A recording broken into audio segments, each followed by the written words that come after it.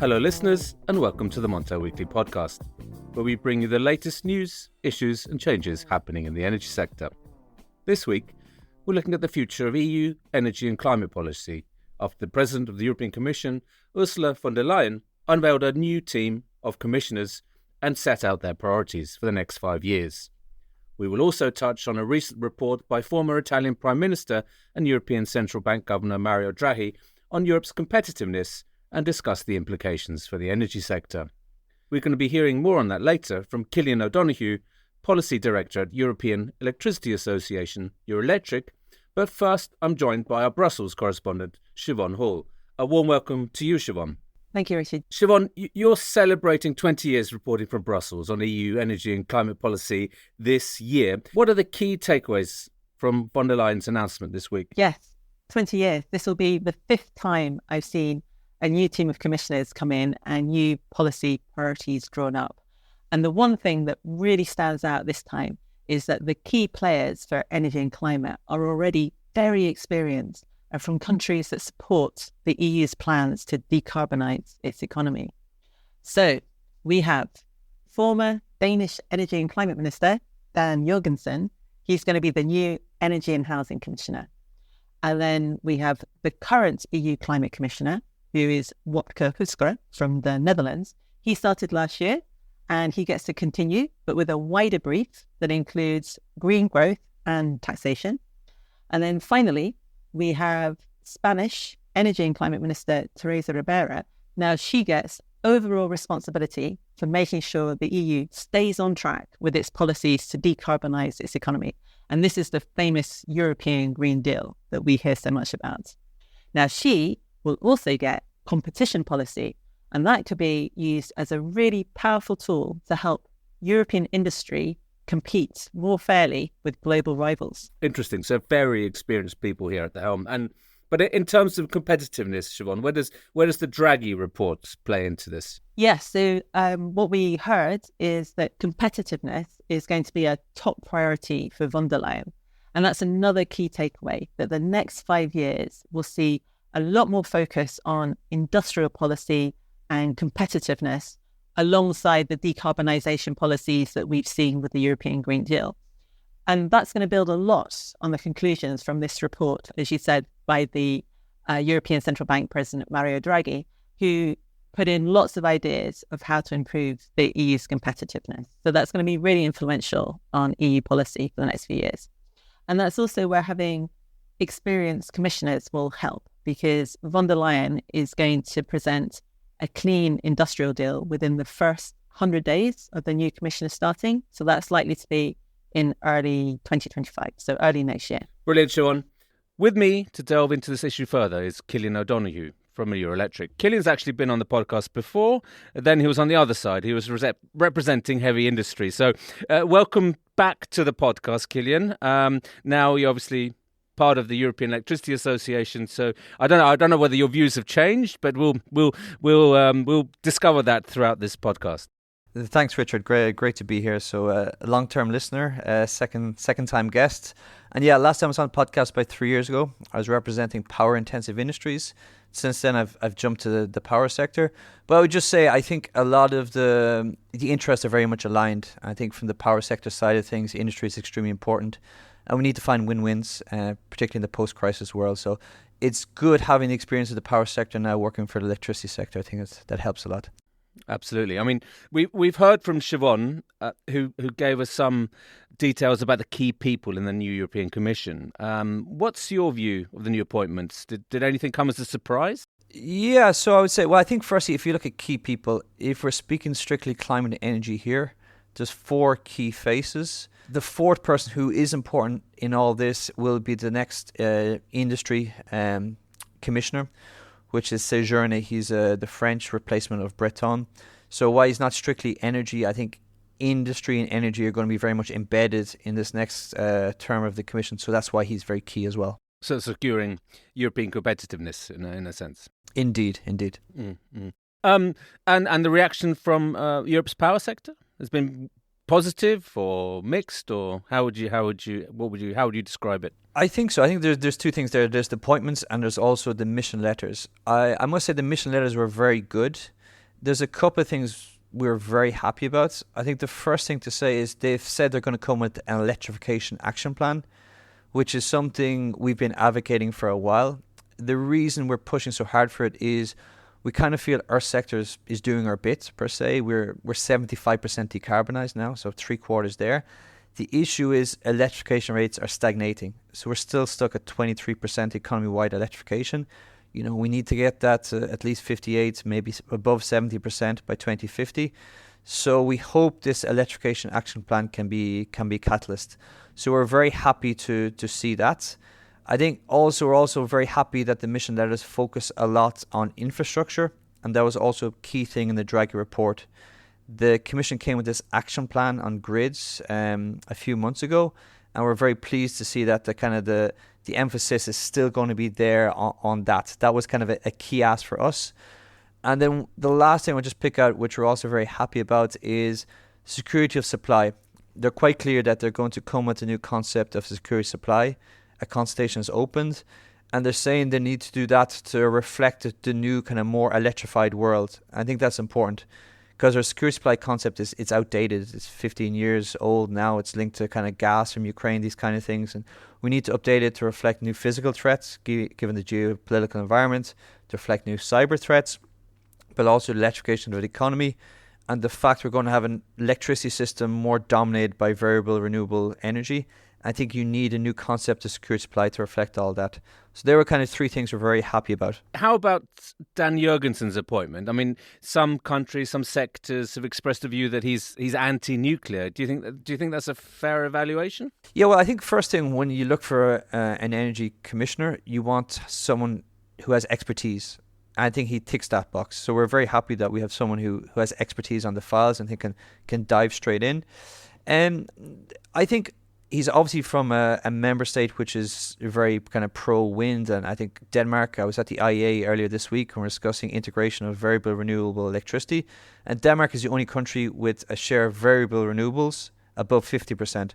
Obviously your member state or your country, Iceland, or where you reside now, Norway, is higher than 50, but that's not variable renewables. So he's obviously from a member state which is very pro-wind and he will push that, but I wouldn't necessarily say he's anti-nuclear. And I think if you look at the letters and the kind of general direction of the Commission, I think there's a general acceptance that member states have different positions on that. And it's maybe more important to give space to member states who want to promote the nuclear angle going forward. I would say this is in sharp contrast to 5 years ago. If we cast our mind back to 5 years ago, we're discussing nuclear phase down. Now in places like France, Sweden, even in Czech Republic, we have a new project now. We're discussing kind of new nuclear projects.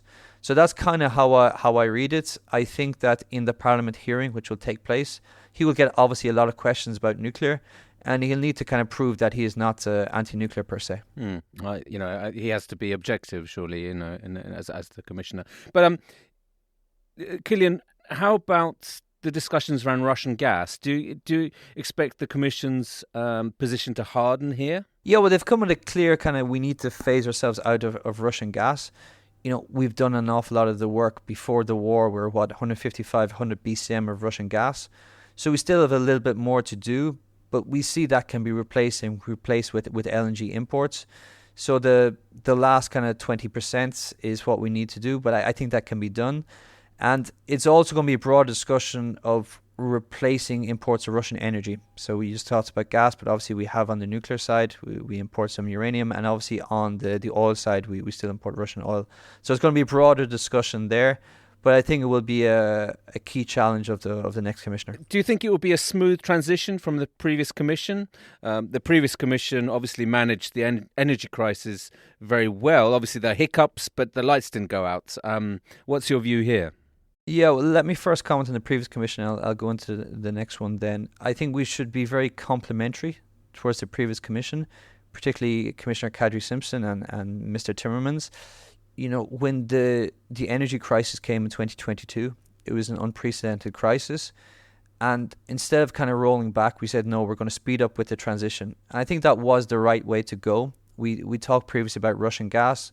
we said basically we're going to replace 155 BCM of Russian gas by front-loading renewables, so 600 gigawatts of renewables, and we speeded up the permitting processes, and we said we need to invest in grids. That was the right thing to do. So I think the Commission did a very good job there. For the new Commission, I think the challenge will be somewhat different. If I was to put kind of everything in one line, is the following. The challenge of the new Commission is to kind of restore industrial competitiveness while also meeting our climate targets. And we're going to take some of the ideas from the Draghi report and other elements, but that's the key challenge. I think there's more focus on industry competitiveness now because we are seeing a deindustrialization of the continent. Power intensive industries who I used to work for have kind of some very legitimate concerns of the way things are going. So we need to find solutions there to firstly incentivize industry to electrify and to ensure that they stay here in Europe, because the picture at the moment is not very rosy. Do you think that would mean a focus on creating European champions to compete with the US and China? I think we're going to go with a more, I would say, lax competition policy. If you look at what Ursula von der Leyen has done, she has appointed Teresa Ribera as Commissioner for both climate and also for competition policy. So I think there's an idea that we need to have kind of certain value chains for our resilience in Europe. And I think we will have competition rules which try and promote that. I expect that. I know that's important. You know, if I look at just take the battery value chain, it's something which is clearly going to be essential going forward. I think batteries powered by renewables will be essential. And it's important, or it's ideally Europe, we would have a say in the kind of how batteries are manufactured. But the outlook is not very positive in Europe at the moment. So that's something we'll look at with competition law. So I do expect it to play a bigger role in the transition than previously. It's a tricky one, though, because what you're trying to do is always balance kind of internal EU competition distortions versus kind of intra-EU competition distortions. And I had a lot of experience myself when I worked for aluminium sector. It was, okay, how do we manage the Germany versus Romania distortion given the different kind of pockets of member states?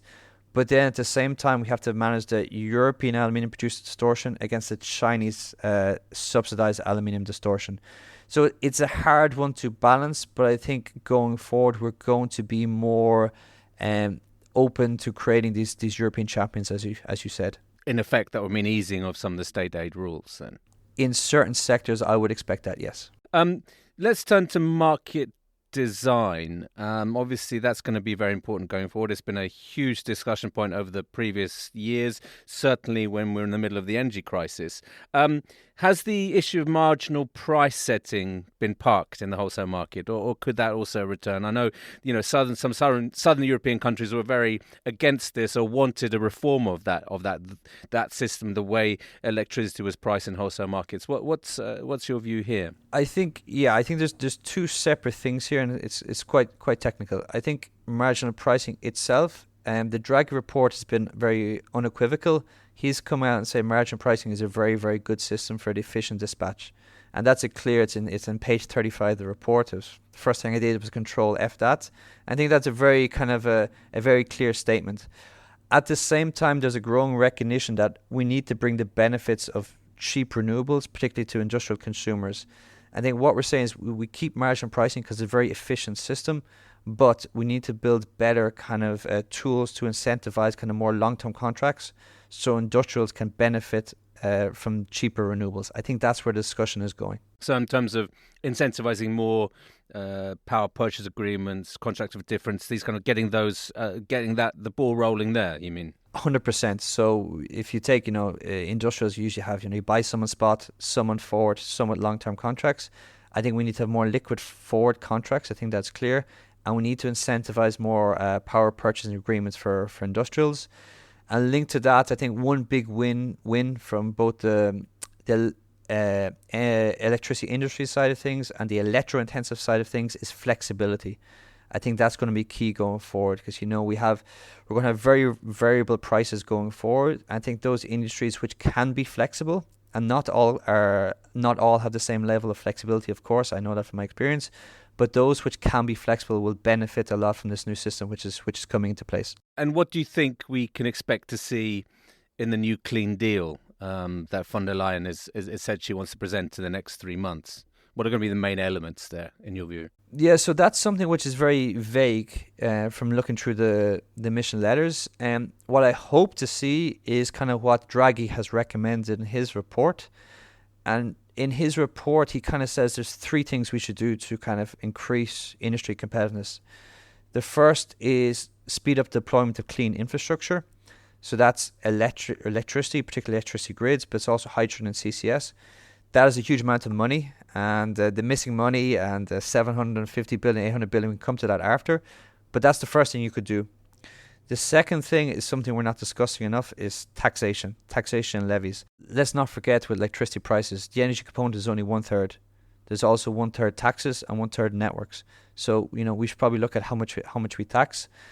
And the third thing is, as I mentioned, how we bring the benefits to industrial consumers, and that would be via PPAs and CFDs. I think that's going to be a big part of this clean industry deal. But for now, it's still very vague. And even from speaking to the Commission, they're looking for ideas in terms of what they can do.